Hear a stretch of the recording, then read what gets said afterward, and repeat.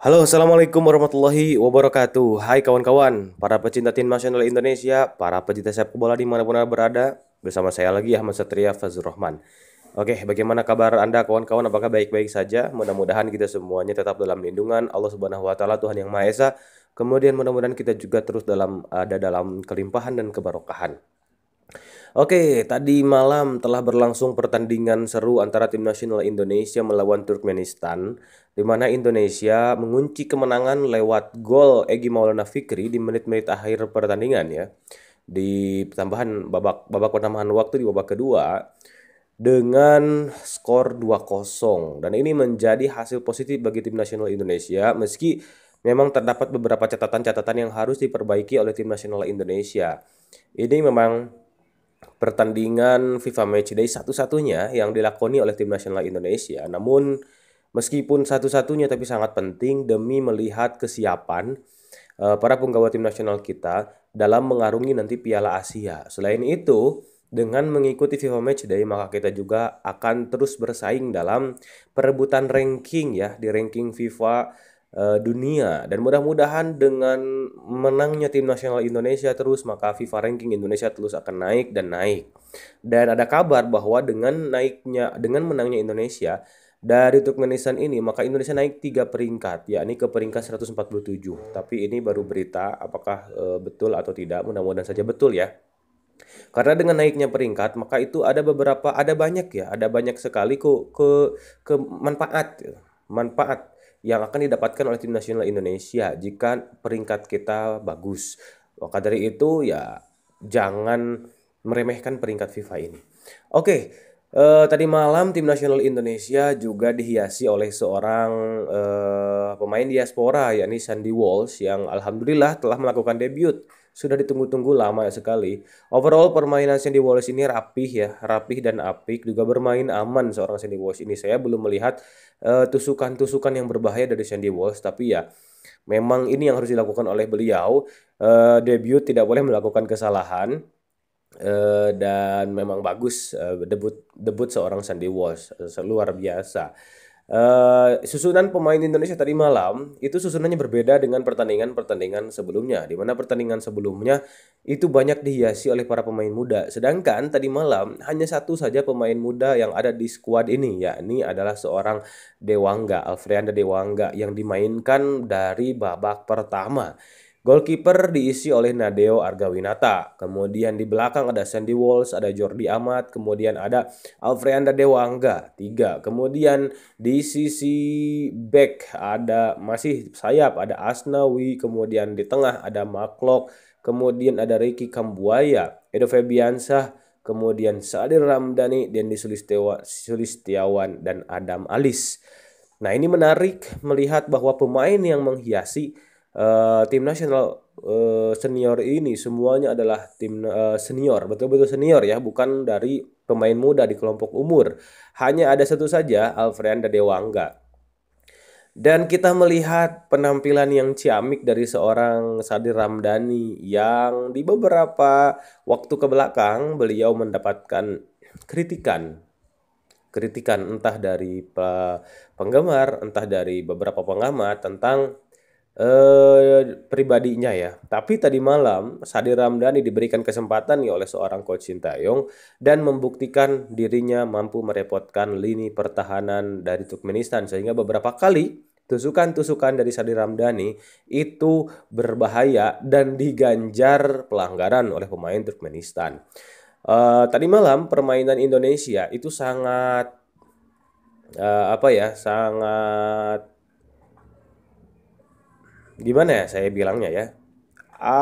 Bagus sih bagus, tapi terkadang saya merasa ngantuk nontonnya karena memang tadi malam entah Turkmenistan atau Indonesia kedua tim ini sangat berhati-hati. Kalau melihat dari cara bermain Coach Sintayong yang saya dapat lihat dari pola permainan Coach Sintayong, itu Coach Sintayong lebih mengedepankan pertahanan yang solid dan kuat. Itu pun dapat dilihat saat Coach Sintayong menukangi dari Korea Selatan. Berbeda ya, Coach Sintayong saat bersama Korea Selatan dengan Korea Selatan yang kemarin di Piala Dunia ya di Qatar. itu sangat berbeda. Saat Korea Selatan yang ditukangi oleh pelatih yang lain, pelatih yang sekarang maksud saya ya, itu Korea Selatan lebih berani untuk memegang bola dan menusuk-nusuk. Terus bola ke depan progresif. Berbeda dengan cara bermain dari Coach Sintayong yang lebih mengedepankan kepada pertahanan yang solid, pertahanan yang rapat, dan memanfaatkan serangan balik yang cepat dan tajam. Nah, ini adalah gaya permainan Coach Sintayong yang sering sekali saya lihat di berbagai kelompok umur. Nah, dan permainan Coach Sintayong itu mengedepankan kalau kalau kita ya melihat filosofi sepak bola Indonesia atau Villanesia itu memang build up dari belakang dan Coach Sintayong melakukan itu build up dari belakang tadi malam. Meskipun ya build up dari belakang kadang-kadang tidak lancar karena pressing ketat yang dilakukan oleh Turkmenistan yang tidak mampu dimanfaatkan atau dilakukan dengan baik oleh tim nasional Indonesia sehingga tercatat ada 2 kali blunder yang saya catat ya. Ada 2 kali blunder, nggak tahu kawan-kawan mencatat ada berapa karena tadi malam saya bolak-balik nggak nonton terus karena bolak-balik ke HP. Kemudian di HP saya nggak bisa nonton ya di RCTI Plus waktu itu. Jadi saya mencatat 2 kali.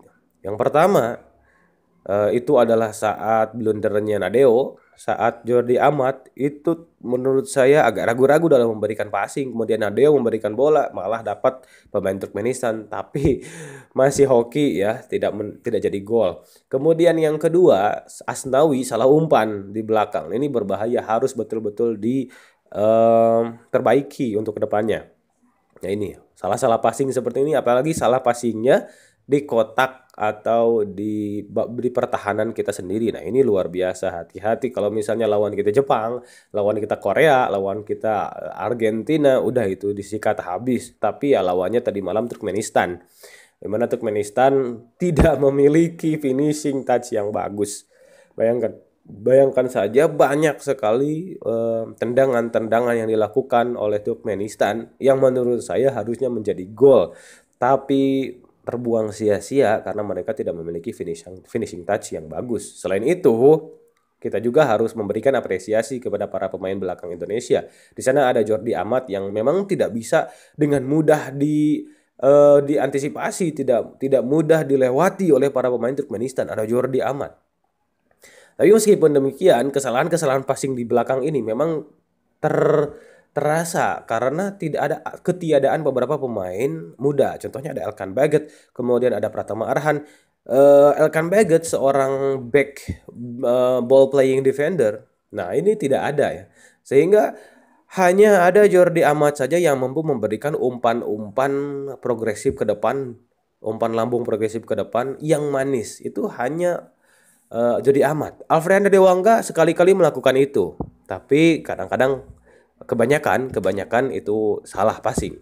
Tapi kalau Jordi Amat passingnya akurat kawan-kawan. Elkan Baggett, Jordi Amat ini adalah duet yang luar biasa di belakang yang memang akan memberikan umpan-umpan kejut ke depan yang tidak akan bisa atau susah untuk diantisipasi oleh back lawan, melewati beberapa pemain langsung ke pemain depan. Nah itu kawan-kawan. Nah itu adalah pola permainan dari Coach STY. Bermain dari belakang, kemudian one touch. Jadi umpan 1-2 dengan one touch, kemudian kadang-kadang juga sering melakukan wall pass. Dan ini permainan indah menurut saya ya, tapi tidak dengan baik dilaksanakan tadi malam.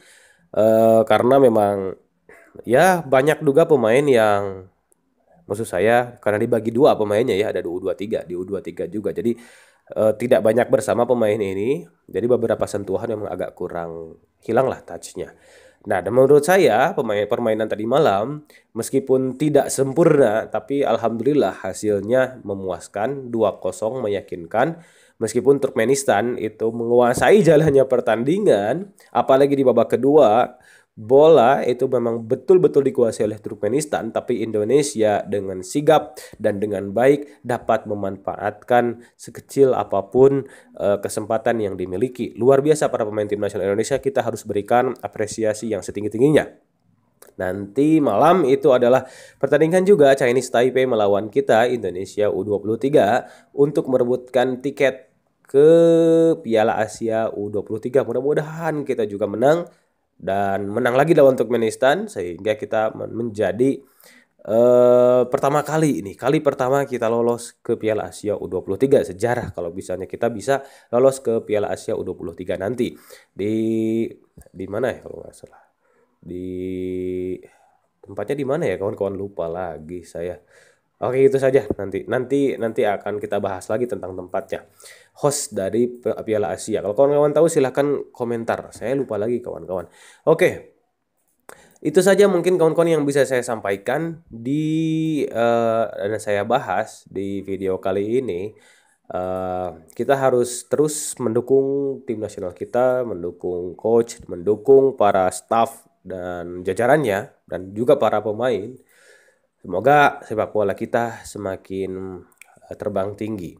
Dan sekali lagi untuk Coach Sintayong, permainannya memang ini permainan gaya dari Coach Sintayong yang memang, meskipun saya berbicara seperti ini, tapi pola permainan Coach Sintayong susah untuk ditebak, susah untuk diprediksi. Pergantian strategi itu terjadi dengan cepat, dengan singkat. Oke, itu saja kawan-kawan yang bisa saya sampaikan. Mudah-mudahan bermanfaat dan mudah-mudahan menghibur kawan-kawan semuanya. Saya Mas Setia Fazrul Rahman. Sampai jumpa di lain waktu. Assalamualaikum warahmatullahi wabarakatuh.